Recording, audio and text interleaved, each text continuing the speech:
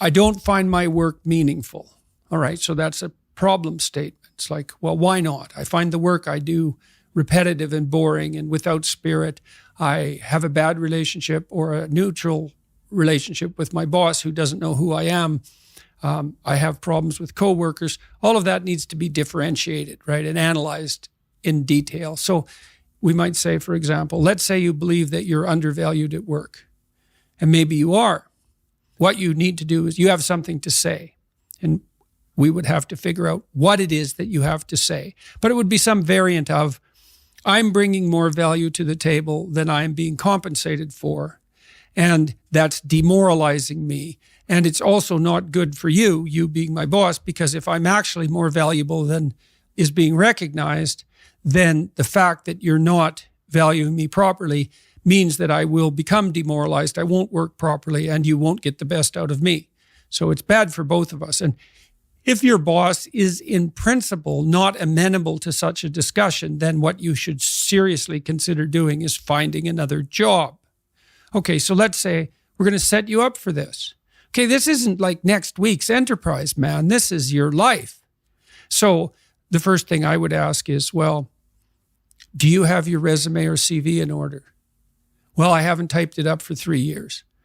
Well, what do you think about bringing it up? Well, I'm pretty nervous about that because there's some holes in it. And, I didn't do so well in college and I'm kind of embarrassed about my resume. It's like, okay, bring it in. Let's go through it. Let's at least update it. Let's look where the holes are. Let's look at where the inadequacies are as far as you're concerned, right? This isn't my judgment. It's your judgment.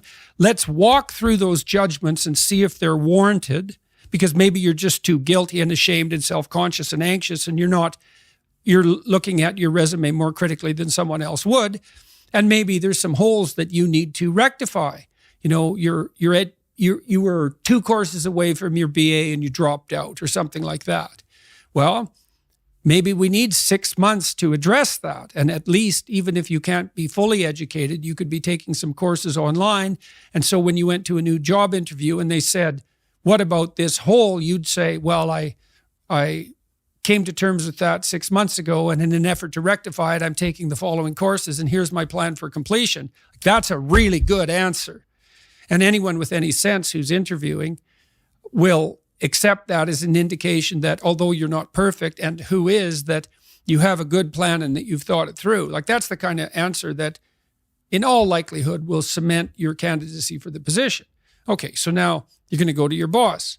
Well, you have to have your CV and your resume in order, and you have to be able to stand on it solidly, and which at least means that you're prepared to address the inadequacies in a credible, realistic, believable, and truthful manner.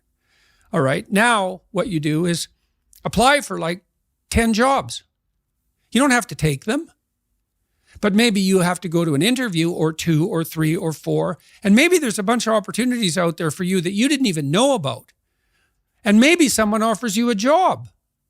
And so now you can go to your boss and say, here's the situation I'm in here at work. Here's my evaluation of the problems in relationship to me. Here's what I could do for you if you gave me a 40% raise and the opportunity to progress, but I'd like to see a plan for that. And I've been looking for other opportunities before conducting this discussion, and I have some.